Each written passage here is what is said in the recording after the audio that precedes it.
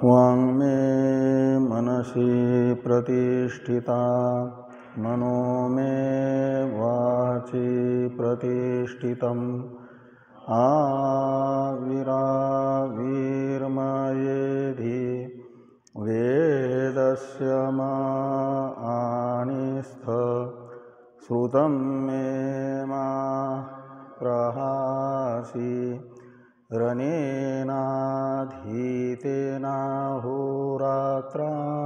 सन्दधामि ऋतं वदिष्यामि सत्यं वदिष्यामि तन्मामवतु तद्वक्तारमवतु अवतु माम् अवतु वक्तारम् अवतु वक्तारम्। ॐ शान्ति शान्ति शान्तिः। शङ्करं शङ्कराचार्यं केशवं बादरायणं सूत्रभाष्य कृतौ वन्दे भगवन्तौ पुनः पुनः। ईश्वरो गुरुरात्मेति मूर्तिभेदविभागिने व्योमवद्व्याप्तदेहाय दक्षिणामूर्तये नमः। ॐ शान्ति शान्ति शान्तिः।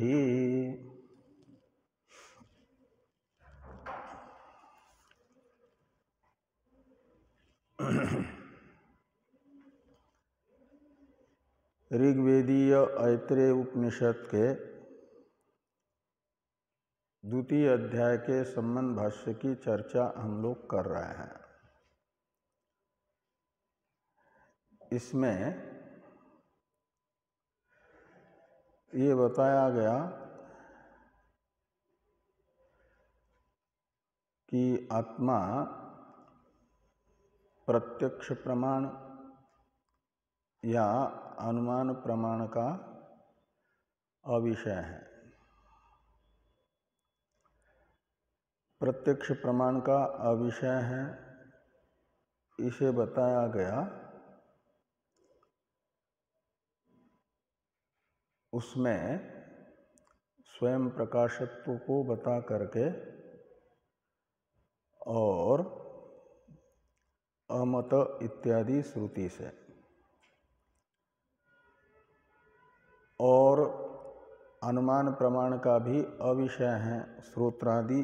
श्रोतृत्वादि लिंगक अनुमान प्रमाण का भी विषय आत्मा नहीं बनेगा, इसे भी बताया गया भाष्य में। यदापि लिंगेन आत्मानं मनुते मनता तदापि पूर्ववद एव लिंगेन इत्यादि से।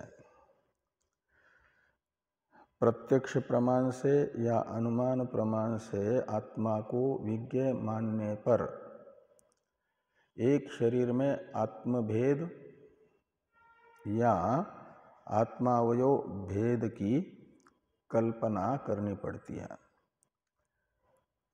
या तो अलग अलग निरवयव दो आत्मा मान लो, या एक आत्मा को सावयव मान करके एक अंश से मंतव्य दूसरे अंश से मनता, ऐसा मान लो। ये आपत्ति आती है दोनों पक्ष में, चाहे प्रत्यक्ष से ज्ञेय मान लो या अनुमान से ज्ञेय मान लो, इन दोनों पक्ष में यह आपत्ति आएगी, दोष आएगा। इसलिए निराकरण हुआ।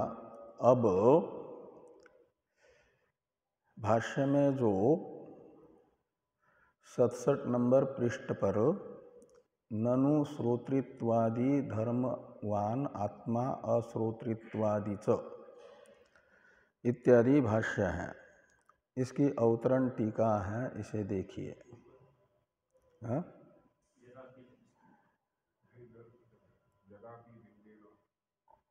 वो नहीं हुआ है क्या? अच्छा, हाँ, तो यदापि इत्यादि भाष्य वाक्य की अवतरण टीका है, इसे देखिए। वो इधर वाले पृष्ठ पर है, 66 नंबर पृष्ठ में, अंतिम से द्वितीय पंक्ति में। एवं आत्मनः साक्षात् मनसा मंतव्यत्व पक्षे एकस्मिन् शरीरे आत्मभेदः तस्य शकली भावो वा स्यात् इति उक्तदोषम अनुमिति विषयत्व पक्षेपि आह यदापीति। तो एवं यानी उक्त प्रकार से आत्मनः साक्षात मनसा मंतव्यत्व पक्षे, तो आत्मा को साक्षात मन से मंतव्य मान लेंगे, यानी मानस प्रत्यक्ष का विषय मान लेंगे। तो इस पक्ष में आत्मा मानस प्रत्यक्ष का विषय है, ऐसा मानने वाले पक्ष में दोष बताया गया। एक शरीर में आत्मभेद यानी दो आत्माएं मानने की आपत्ति, अथवा तस्य शकली भावो वा, तो तस्य यानी एक शरीर में एक ही आत्मा है लेकिन निरवयव नहीं, सावयव। तो सावयवत्व की आपत्ति, शकली भाव का अर्थ है सावयवत्व आपत्ति। तो या तो यानी ये किस पक्ष में, मानस प्रत्यक्ष का विषय आत्मा को मानने वाले पक्ष में ये दोष आते हैं। यही दोष आत्मा को अनुमेय मानने पर भी आते हैं। इसे कह रहे हैं कि इति उक्त दोषम अनुमिति विषयत्व पक्षेपि आह। अनुमिति विषयत्व का अर्थ है अनुमेयत्व।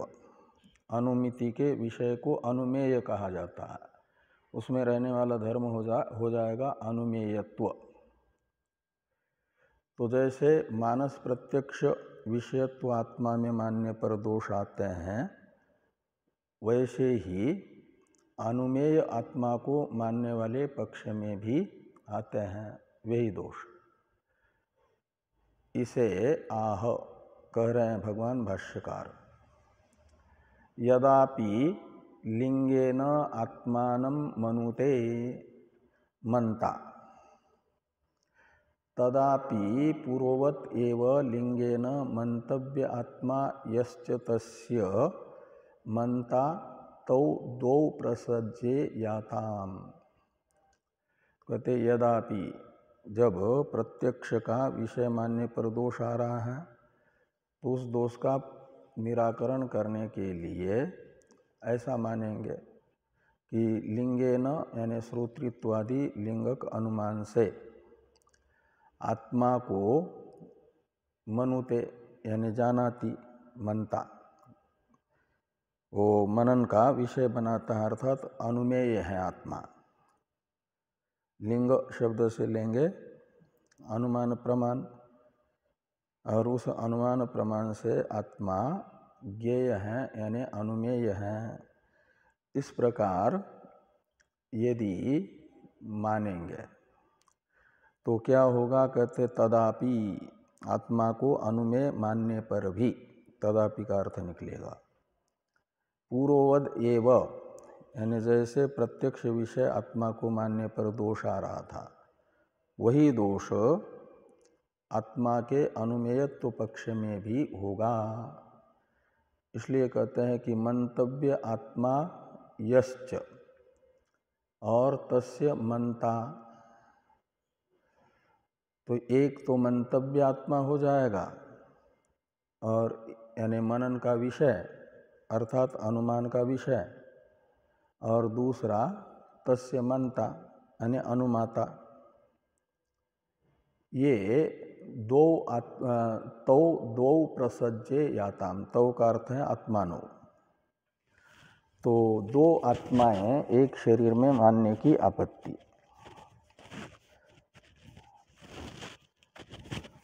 निरवयव दो आत्मा है, ये मानने की आपत्ति।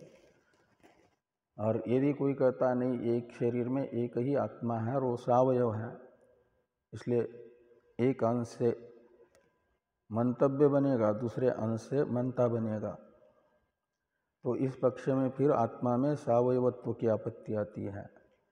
ये कह रहे हैं कि एक एव वा द्विधा इति पूर्वोक्तो दोषः, तो एक शरीर में एक ही आत्मा मानने पर उसे द्विधा यानी सावयव मानना पड़ेगा, दो प्रकार का मानना पड़ेगा ना, मंतव्य भी और मनता भी। तो निरवयव होने पर तो वो या तो मंतव्य होगा या तो मनता होगा, तो इसके लिए फिर सावयव मानना पड़ेगा। कुछ अंश उसका मंतव्य है, कुछ अंश मनता है, इस प्रकार ये दोष आएगा।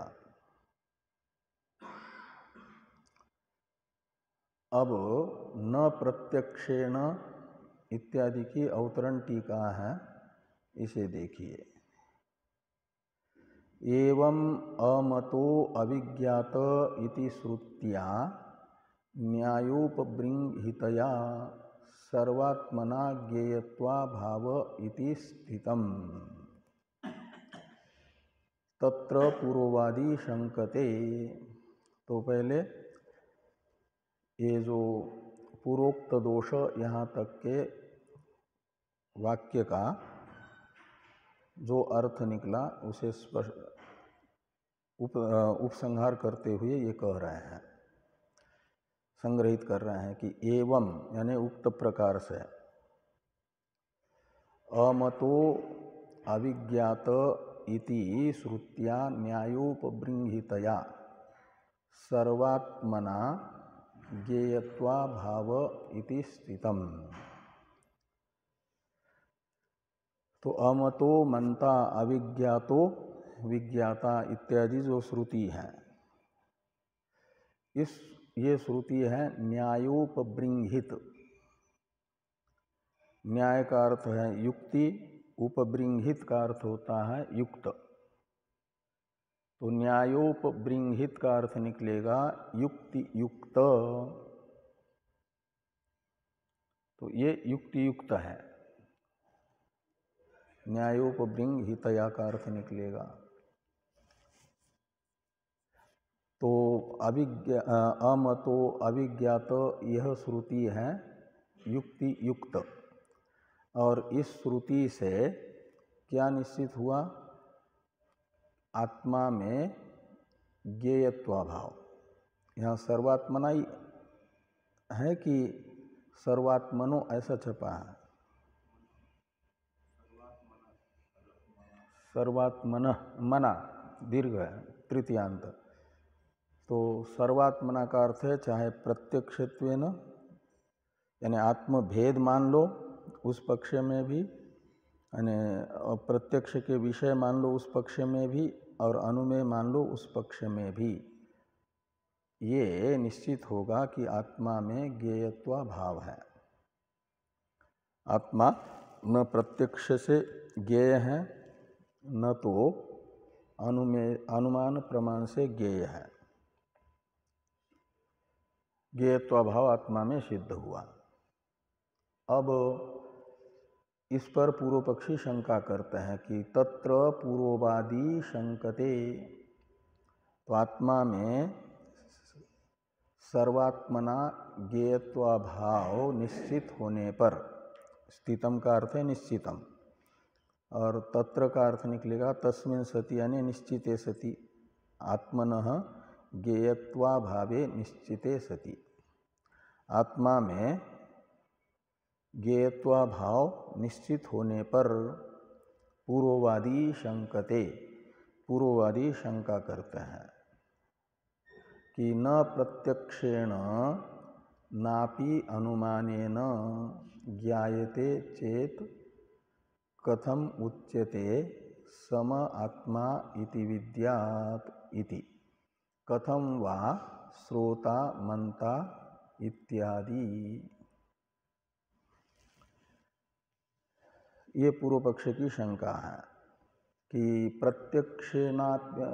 न प्रत्यक्षेण नापि अनुमानेन ज्ञायते चेत। चेत का अर्थ है यदि, ऊपर से जोड़ देना आत्मा, ज्ञायते के कर्म के रूप में। तो चेत यानी यदि आत्मा प्रत्यक्षेण न ज्ञायते और चेत आत्मा अनुमानेन न ज्ञायते, ऐसे दो वाक्य होंगे। यदि आत्मा का प्रत्यक्ष से भी ज्ञान नहीं होता और अनुमान से भी ज्ञान नहीं होता है, आत्मा प्रत्यक्ष विषय भी नहीं, अनुमेय भी नहीं, यदि, तो फिर कथम उच्यते, तो आप के वेदांत के द्वारा कैसे ये कहा जा रहा है, यानी उपनिषदों के द्वारा, कि सम आत्मा इति विद्यात इति, यानी इति कथम उच्यते, ऐसा अन्वय करना। सम आत्मा इति विद्यात, ये है उपनिषद वाक्य। इस उपनिषद वाक्य से आत्मा को विज्ञेय कैसे बताया जा रहा है, जब उसमें ज्ञेयत्व ही नहीं।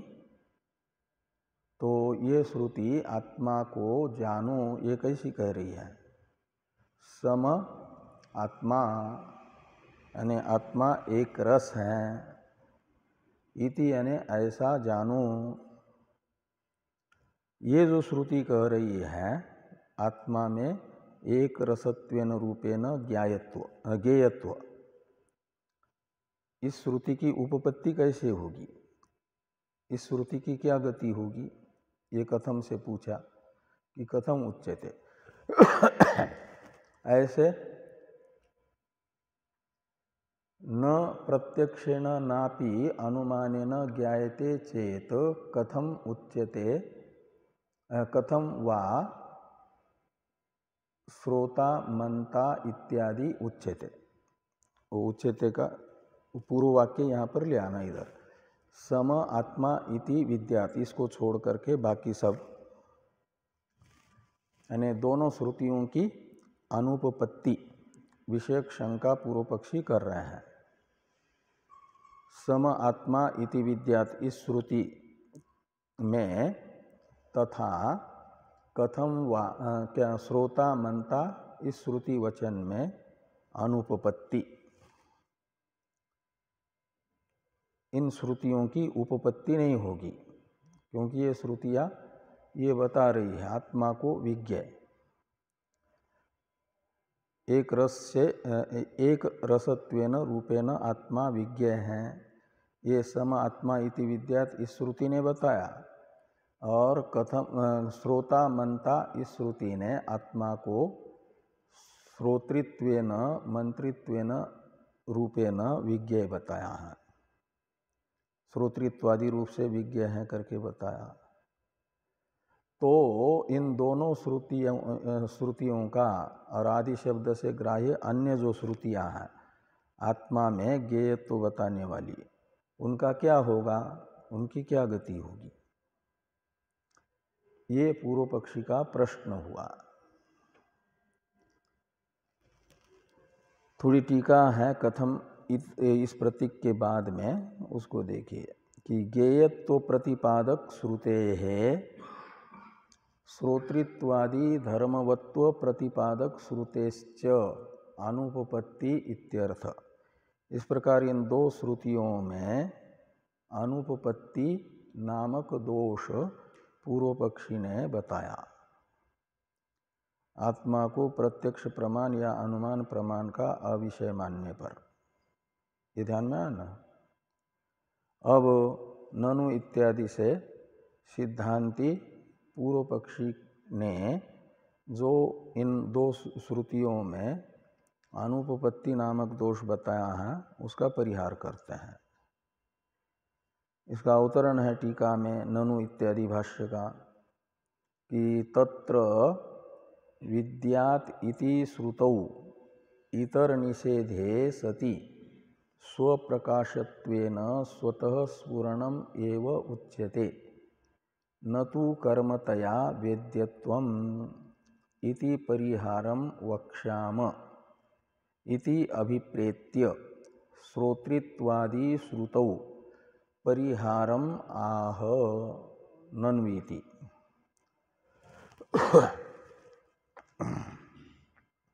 तो ये कहते हैं कि तत्र यानी ये जिन दो श्रुतियों में अनुपपत्ति की आशंका पूर्व पक्षी ने की है, अनुपपत्ति नामक दोष बता रहे हैं पूर्व पक्षी, उन दो श्रुतियों में से एक श्रुति है सम आत्मा इति विद्यात्, उसका अंतिम पद ले लिया विद्यातिथि। विद्यातिथि श्रुतों का मतलब सम आत्मा इति विद्यात् इस श्रुति में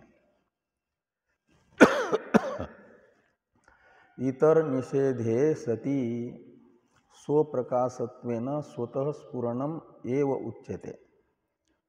तो सम आत्मा इति विद्यात् यह श्रुति इतर निषेधे सति, इसमें इतर शब्द से लेना आत्मा की उपाधिभूत अनात्म पदार्थ। तो आत्मा की उपाधिभूत अनात्म पदार्थ का निषेध हो जाने पर इतर निषेधे सति का अर्थ निकलेगा।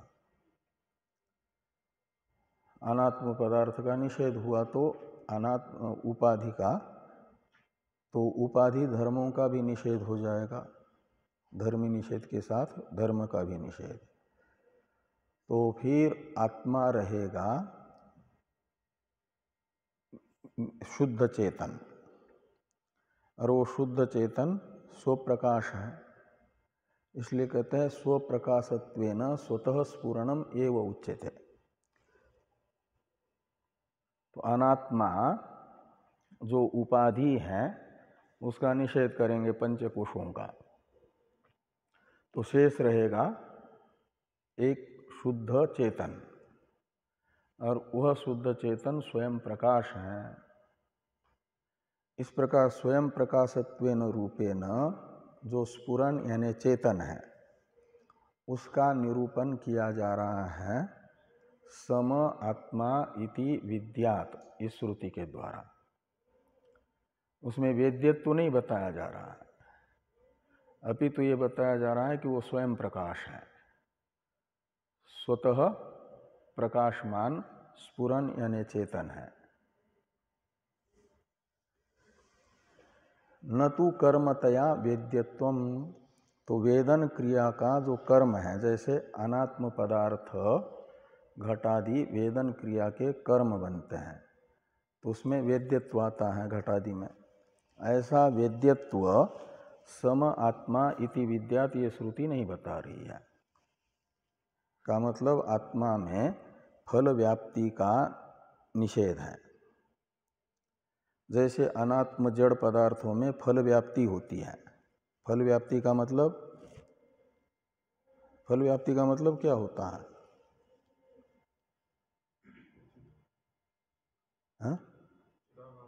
हाँ, चिदाभास प्रकाश्यत्व,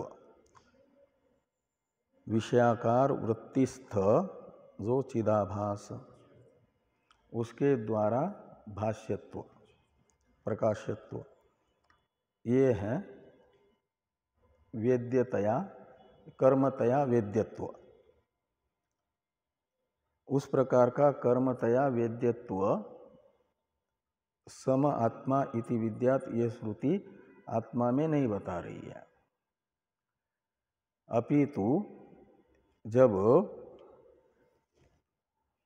अनात्मा मात्र का निषेध हो जाएगा तो बचेगा केवल शुद्ध चेतन। वह शुद्ध चेतन स्वतः भांत है, तमेव भांतम, ये श्रुति उसे भांत यानी प्रकाशमान कह रही ना, स्वयं प्रकाशमान है। और तस्य भाषा सर्वमिदं विभाति, उसके भाष्य से ही ये सारा जगत भाषित हो रहा है स्वरूपभूत प्रकाश से।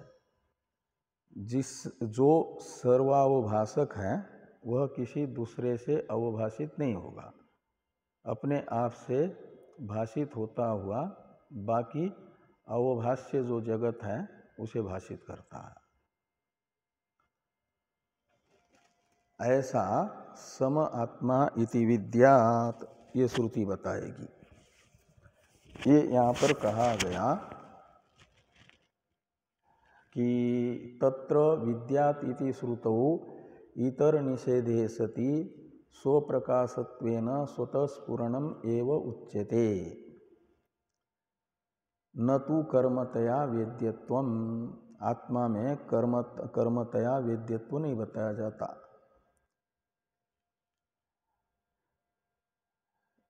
इति परिहारम वक्ष्याम। ये जो है सम आत्मा इति विद्यात् इस श्रुति में अनुपपत्ति की आशंका जो की गई थी पूर्व पक्ष के द्वारा, उस अनुपपत्ति विषयक आशंका का निराकरण आगे कहा जाएगा, निराकरण को आगे बताया जाएगा। इसलिए कहते हैं कि परिहारम वक्ष्याम। वक्ष्याम लिट लकार है ना, वो भविष्य में होता है, अभी तत्काल नहीं बता रहे, आगे बताएंगे। सम आत्मा इति विद्यात् यह श्रुति आत्मा में स्वप्रकाशत्व बताती है, कर्मतया वेद्यत्व नहीं बताती। इस प्रकार का परिहार आगे बताया जाएगा। इसे ध्यान में रख करके इति अभिप्रेत्य का अर्थ है। और दूसरी जो श्रुति है श्रोता मंता, ये आत्मा में श्रोतृत्व मंत्रित्व आदि बताने वाली, उसमें भी अनुपपत्ति की आशंका की थी न पूर्व पक्षी ने। तो आत्मा में श्रोतृत्वादि प्रतिपादक श्रुति में अनुपपत्ति नामक दोष का परिहार वर्तमान में करते हैं, पहले करते हैं इस समय। तो श्रोतृत्वादि श्रुतो परिहारम आह। तो श्रोतृत्वादि श्रुति में परिहार का मतलब इस श्रुति में पूर्व पक्ष के द्वारा जो अनुपपत्ति नामक दोष बताया गया था, उस दोष का परिहार आह इस समय बता रहे हैं भगवान भाष्यकार ननु इत्यादि से। तो ननु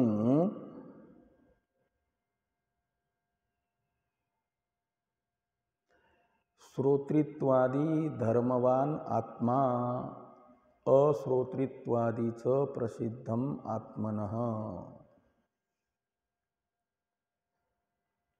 तो पहले श्रोतृत्वादि इतने का, ये देखिए इतने से ये पूछा जा रहा है पूर्व पक्षी के द्वारा, पूर्व पक्षी से सिद्धांति के द्वारा कि श्रोतृत्वादि धर्मवान आत्मा किम अत्र विषमम पश्यसि। आत्मा को श्रोतृत्वादि धर्मवान मान लेने पर तुम्हें क्या वैषम्य प्रतीत हो रहा है। वैषम्य यानी विरोध, अनुपपत्ति। कौन सी अनुपपत्ति तुम्हें प्रतीत हो रही है, इसके विषय में ये करते हैं दो विकल्प सिद्धांति कि न श्रोता न मंता इत्यादि श्रुतेर नित्यम एव अश्रोतृत्वादेः अपि प्रामाणिकत्वात् न द्वितीयो। अच्छा कहाँ गया, हाँ उससे पहले पढ़ना है अपने को। न श्रोतृत्वादि, इससे पहले तो हमने ननु इतना पढ़ना है।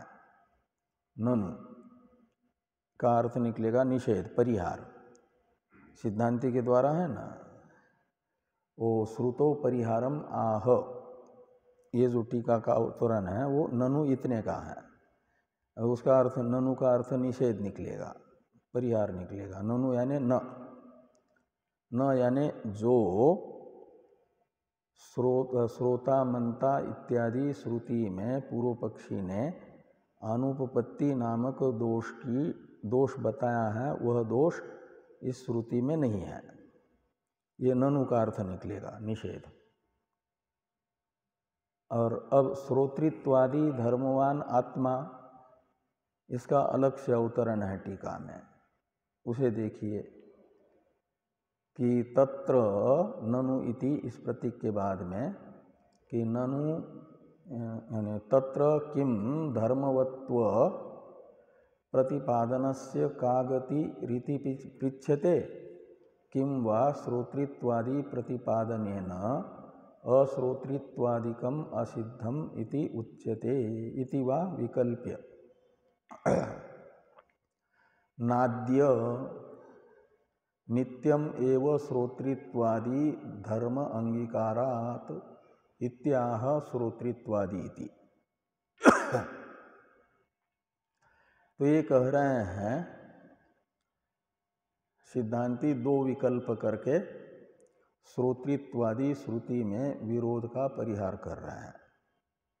पहला विकल्प है कि किम धर्मवत्व प्रतिपादनस्य का गति इति पृच्छ्यते, क्या तुम ये पूछना चाहते हो कि श्रोता मनता इत्यादि श्रुति आत्मा में श्रोतृत्व मंत्रित्वादि धर्म को बता रही है, तो उस श्रोतृत्व मंत्रित्वादि को बताने वाली श्रुति की गति क्या होगी, प्रयोजन क्या होगा, ये पूछ रहे हो। वो सार्थक कैसे होगी ये पूछ रहे हो। अथवा किम वा श्रोतृत्वादि प्रतिपादनेन अश्रोतृत्वादिकम असिद्धम, तो श्रोतृत्वादि धर्म का प्रतिपादन होने से इस श्रुति के द्वारा फिर अश्रोतृत्वादिकम असिद्धम इति उच्यते। तो श्रुति यदि आत्मा में श्रोतृत्वादि बताएगी तो फिर आत्मा में अश्रोतृत्वादि का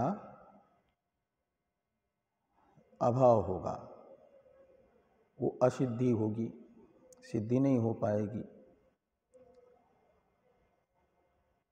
तो श्रोता मनता इत्यादि श्रुति आत्मा में श्रोतृत्वादि धर्म बताने वाली श्रुति का क्या प्रयोजन होगा, गति होगी, ये तुम्हें पूछना है। उसकी सार्थकता को पूछना है, या ये बताना चाहते हो कि ये इस श्रुति के द्वारा श्रोतृत्वादि धर्म का प्रतिपादन होने के कारण आत्मा में अश्रोतृत्वादि जो बताए गए हैं उनकी असिद्धि होगी। सम आत्मा इति विद्यात्, ये श्रुति सम यानी निर्विशेष, निर्विशेष का अर्थ है निर्धर्मक। श्रोतृत्वादि धर्मवान हो जाएगा तो सविशेष हो जाएगा ना। तो वह श्रुति एक प्रकार से क्या बता रही है, आत्मा में श्रोतृत्वादि का अभाव बता रही है। ऐसा तुम भी श्रोतृत्वादि बता करके अश्रोतृत्वादि का अभाव बताना चाहते हो। ये दो विकल्प हुए, इनमें से प्रथम विकल्प का निषेध किया जा रहा है। इति विकल्प्य नाद्य, यानी प्रथम विकल्प को स्वीकार नहीं किया जा सकता। ये कहते हैं कि नित्यम एव श्रोतृत्वादि धर्म अंगीकारात् इत्याह श्रोतृत्वादि इति। श्रोतृत्वादि धर्मवान आत्मा, तो नित्यम एव श्रोतृत्वादि धर्म अंगीकारात्, आत्मा में श्रोतृत्वादि धर्मों को नित्य स्वीकार किया गया।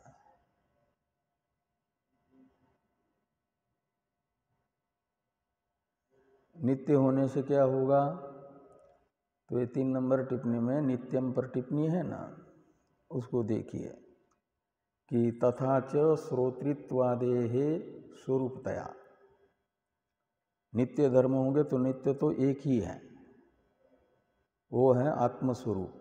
अतो अन्यत आर्तम, यह श्रुति आत्मस्वरूप से अतिरिक्त पदार्थ को आर्त यानी विनाशी बता रही है। जो विनाशी होगा वो अनित्य होगा। तो यहाँ पर आत्मा को नित्य बताने वाली जो श्रुति, आत्मा क्या नाम, श्रोतृत्वादि को नित्य बताने वाली श्रुति एक प्रकार से श्रोतृत्वादि को आत्मा का स्वरूप बता रही है।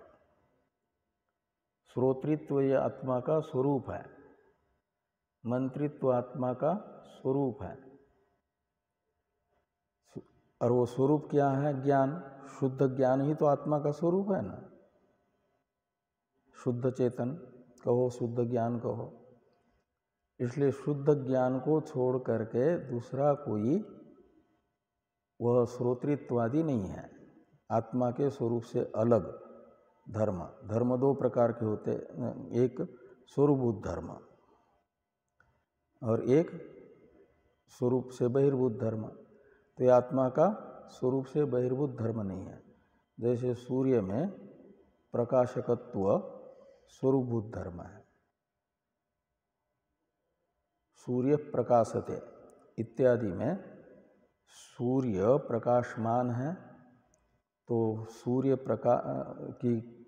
सूर्य के स्वरूप से अलग कोई प्रकाशन क्रिया नहीं है, वो आत्मा की स्वरूपभूता है। ऐसे केनोपनिषद में कहा है ना, श्रोत्रस्य श्रोत्रम मनसो मनोयत। तो निर्विशेष चेतन अपने उपस्थिति मात्र से श्रोत्रादि इंद्रियों को अपने अपने शब्दादि विषय ग्रहण करने में प्रवृत्त करता है और इसको लेकर के वो माना जाता है श्रोता, मनता, प्रेरक होने से श्रोत्रादि का। और वो प्रेरकत्व तो उसका स्वरूप ही है। प्रेरणा कोई उसके स्वरूप से अलग नहीं है, ऐसा केनोपनिषद में बताया है ना। नहीं तो सविशेष हो जाएगा।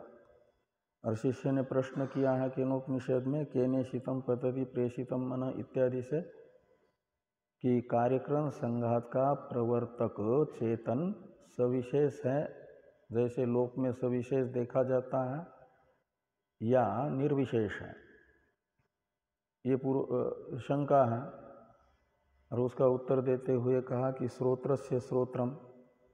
वहाँ श्रोत्रम शब्द का अर्थ ये है कि अपनी उपस्थिति मात्र से प्रेरक होने से उसे श्रोत्र यानी श्रोता कहा जा रहा है।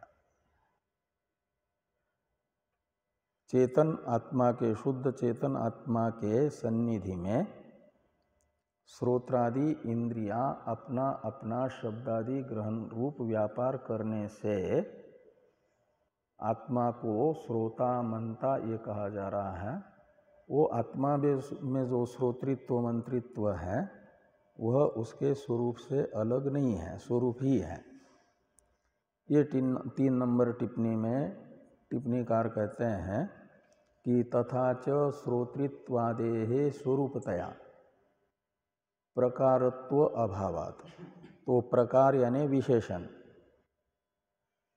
प्रकार शब्द का अर्थ है विशेषण, इसलिए प्रकारत्वाभावात् का मतलब विशेषणत्वाभावात्। तो विशेषण न बनने के कारण न सप्रकारक प्रत्यक्षादि विषयत्वम और तद अविषयत्वेपि तथा प्रतिपादनञ्च अविरुद्धम इति भावः। तो सप्रकारक प्रत्यक्षादि का मतलब है विशिष्ट, यानी विशेषण को, प्रकार शब्द का अर्थ है विशेषण, तो सप्रकारक का अर्थ निकलेगा विशेषण युक्ततया, यानी विशिष्ट अर्थ के रूप में जो ज्ञान होता है। घटोयम का अर्थ होता है घटत्व, प्रकारक घट विशेषक ज्ञान। तो वहाँ पर घटत्व धर्म घट से अलग है जाति, और तत्प्रकारक और घट विशेषक ज्ञान का विषय घट बन गया। ऐसे आत्मा कोई अपने स्वरूभूत ज्ञान से स्वरूभूत धर्म स्वरूप से अतिरिक्त धर्म वाला होगा, तब तो वो धर्म बन जाएगा प्रकार, और प्रकार यानी विशेषण, और उस विशेषण को विशेषणतया यानी प्रकारतया विशेषण करने वाला विषय करने वाला एक ज्ञान होगा। उस ज्ञान को कहा जाएगा सप्रकारक ज्ञान, और उसका विषय आत्मा बनेगा। ये कब? जब अपने स्वरूप से अतिरिक्त धर्म वाला होगा, जैसे घटादि अपने स्वरूप से अतिरिक्त घटत्वादि धर्म वाले हैं, ऐसे आत्मा भी अपने से अतिरिक्त धर्म वाला होगा, स्वरूप से अतिरिक्त धर्म वाला, तो उसमें विशिष्ट ज्ञान की विषयता आएगी। उस प्रकार की विशिष्ट ज्ञान की विषयता भी यहाँ पर नहीं आएगी। श्रोतृत्वादि को नित्य मानने से वह आत्मा के स्वरूपांतर्गत हो गया। स्वरूपांतर्गत होने से ये यहाँ पर कहा गया कि श्रोतृत्वादे स्वरूपतया सप्रकारत्वाभावात् एव न प्रकारत्वाभावात् एव न सप्रकारक प्रत्यक्षादि विषयत्वम। प्रत्यक्षादि विषयत्वम ये एक साथ छपना चाहिए, एक पद है ना, सप्रकारक प्रत्यक्षादि विषयत्वम। और तद अविषयत्वेपि, तो सप्रकारक प्रत्यक्षादि का विषय आत्मा न बनने पर भी तथा प्रतिपादनम च अविरुद्धम। तो तथा प्रतिपादनम यानी श्रोतृत्वादि धर्मवत्वेन प्रतिपादनम, वो श्रोतृत्वादि स्वरूप होने से, तो श्रोतृत्वादि स्वरूपेन प्रतिपादनम, ये तथा प्रतिपादनम का अर्थ निकलेगा। अविरुद्धम, वो सप्रकारक ज्ञान का विषय न बनने पर भी श्रोतृत्वादि रूप से उसका प्रतिपादन हो सकता है। ये अभिप्राय है नित्यम एव श्रोतृत्वादि धर्म अंगीकारात इत्याह इत्यादि का। इस अभिप्राय से ये लिखते हैं कि श्रोतृत्वादि धर्मवान आत्मा का अर्थ निकलेगा आत्मा में जो श्रोता मनता इत्यादि श्रुति के द्वारा प्रतीत हो रहे हैं श्रोतृत्वादि, वे श्रोतृत्वादि आत्मा के स्वरूप से अतिरिक्त नहीं है। जो निर्विशेष ज्ञानात्मक स्वरूप है आत्मा का, वो निर्विशेष ज्ञानात्मक ही श्रोतृत्व है, मंत्रित्व है आत्मा में। ये जो प्रत्यक्ष आदि से जिन धर्मों का प्रत्यक्ष होता है, हाँ, वो अनित्य धर्म का ही होता है। स्वरूप से अतिरिक्त धर्म वो अनित्य ही रहेंगे, क्योंकि आतो अन्यतार्थम श्रुति बताती है कि आत्मा से अतिरिक्त जो भी हैं वह नित्य है। तो स्वरूप आत्मा के स्वरूप में अंतर्भूत न होने वाला जो धर्म है, कर्ता भोक्ता इत्यादि, वो हो जाएगा अनित्य धर्म। मनुष्यत्वादि ये सब, मैं मनुष्य हूँ, मैं काला हूँ, गोरा हूँ इत्यादि, ये सब ये हो जाएंगे कृष्णत्व गौरत्वादि धर्म स्वरूभूत धर्म से अतिरिक्त, क्योंकि स्वरूप जो है निरूप है, उसमें गोरापन या कालापन नहीं है आत्मा के स्वरूप में।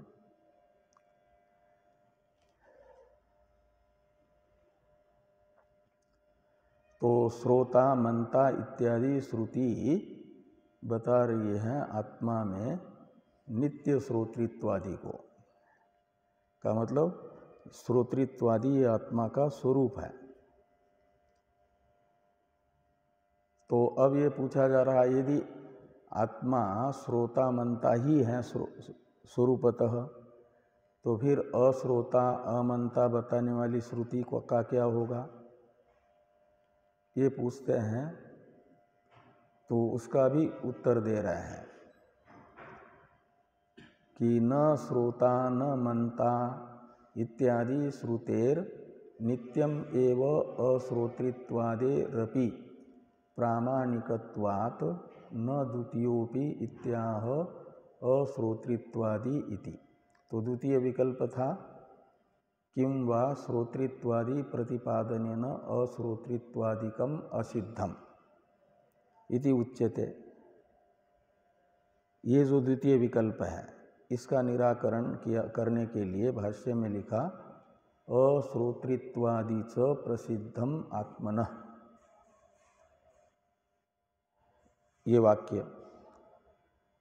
तो इसके अवतरण में लिखा कि न श्रोता न मनता इत्यादि श्रुतेर नित्यम एव अश्रोतृत्वादेरपि प्रामाणिकत्वात् न द्वितीयोपि।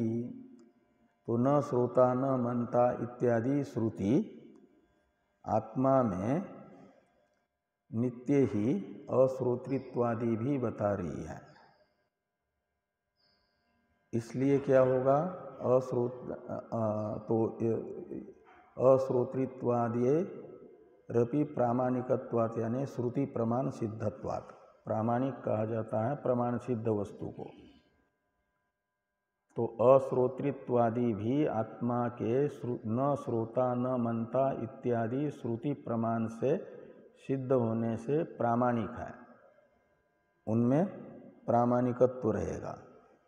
तो प्रामाणिकत्वात् न द्वितीयोपि, इसलिए नहीं कहा जा सकता कि न श्रोता क्या नाम श्रोता मनता यह श्रुति आत्मा में श्रोतृत्वादि का प्रतिपादन करके अश्रोतृत्वादि का निषेध कर रही है, अश्रोतृत्वादि को अप्रसिद्ध बता रही है। आत्मा में अश्रोतृत्वादि नहीं है ऐसा बता रही है ये श्रुति। ये द्वितीय विकल्प होगा ना, इस द्वितीय विकल्प को भी स्वीकार नहीं किया जा सकता। इसलिए कहा न द्वितीयोपि इत्याह अश्रोतृत्वादि च प्रसिद्धम आत्मनः।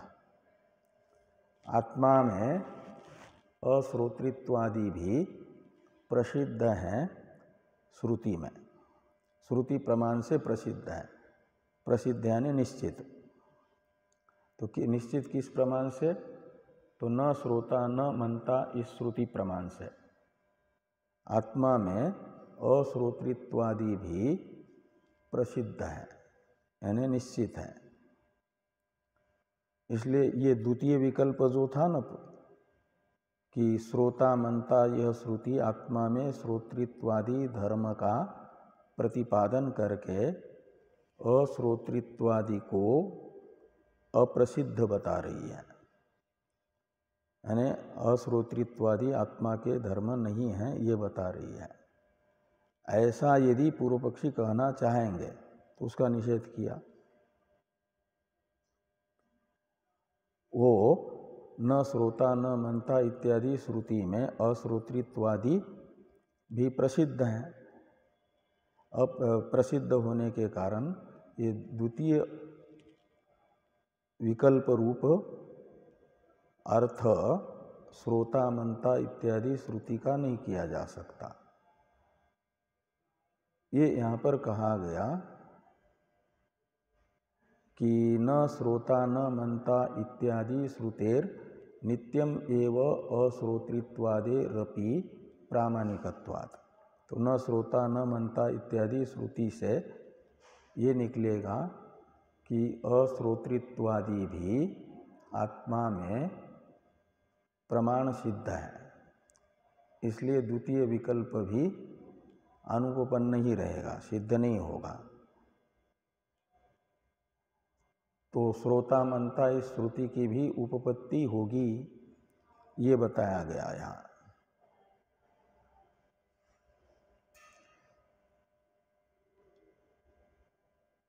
इन दोनों का अभिप्राय बताते हैं टीकाकार दोनों विकल्पों का कि उभयोर अविरोधम च उत्तरत्र वक्ष्याम इति भावः।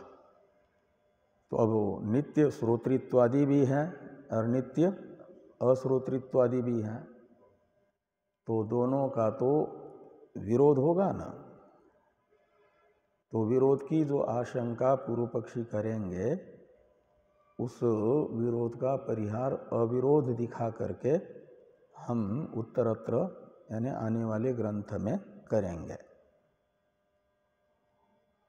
कि श्रुति प्रमाण से आत्मा में नित्य श्रोतृत्वादि मानने पर भी और अश्रोतृत्वादि मानने पर भी कोई विरोध नहीं है,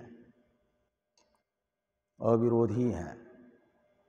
कैसे अविरोध है इसको हम आगे बताएंगे। ये उत्तरत्र वक्ष्याम इति भाव, इसका अर्थ निकलेगा।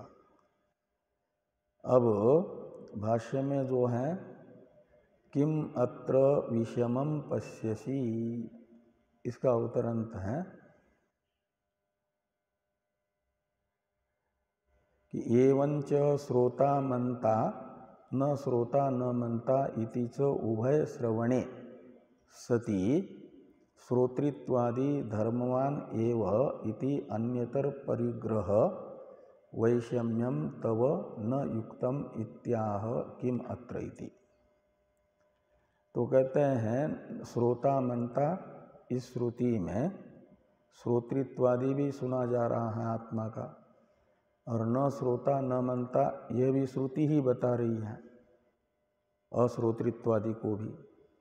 तो श्रोतृत्वादि को बताने वाली भी श्रुति है, अश्रोतृत्वादि को भी बताने वाली श्रुति है। तो उभय श्रवणे, इन दो श्रुतियों से उभय का श्रवण हो रहा है, यानी श्रोतृत्वादि का भी और अश्रोतृत्वादि का भी। उभय शब्द से उन दोनों को लेना, श्रोतृत्वादि अश्रोतृत्वादि, इन उभय का श्रवण होने पर क्या होगा कि अन्यतर श्रवणे सति श्रोतृत्वादि धर्मवान एव आत्मा इति अंगीकार्य, एव के पास में आत्मा समझ लेना ऊपर से। तो श्रोतृत्वादि धर्मवान एव आत्मा इति अन्यतर परिग्रह वैषम्यम तव न युक्तम। तो पूर्व पक्षी तो आत्मा को श्रोतृत्वादि धर्मवान ही मान रहे हैं ना, अश्रोतृत्वादि आत्मा में नहीं मान रहे हैं। तो ये तो वैषम्य है, यानी पक्षपात है। जब श्रुति दोनों प्रकार की श्रुतियां हैं, तो एक प्रकार की श्रुति को ही स्वीकार करना ये पक्षपात है, वैषम्य का अर्थ है, विरोध है। तो वैषम्यम तव न युक्तम, ऐसा भगवान भाष्यकार पूर्व पक्षी से कह रहे हैं कि किम अत्र विषमम पश्यसि, इस विषय में तुम्हें क्या वैषम्य प्रतीत हो रहा है। जब दोनों श्रुतियां कह रही है तो ननु इत्यादि का दो प्रकार से अवतरण है, इसको आगे कल देखेंगे हम लोग। ओम वाङ्मे मनसि प्रतिष्ठिता मनो मे वाचि प्रतिष्ठितम् आविराविर्मयेधि वेदस्य आनिस्थ श्रुतं मे मा प्रहासि रनेनाधीतेनाहोरात्रां संददामि ऋतं वदिष्यामि सत्यं वदिष्यामि तन्मामवतु तद्वक्तारमवतु अवतु माम् अवतु वक्तारम् अवतु वक्तारम्।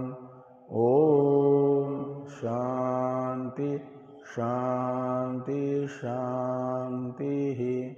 शंकरं शंकराचार्यं केशवं सूत्रभाष्य भगवन्तौ पुनः पुनः ईश्वरो मूर्तिभेद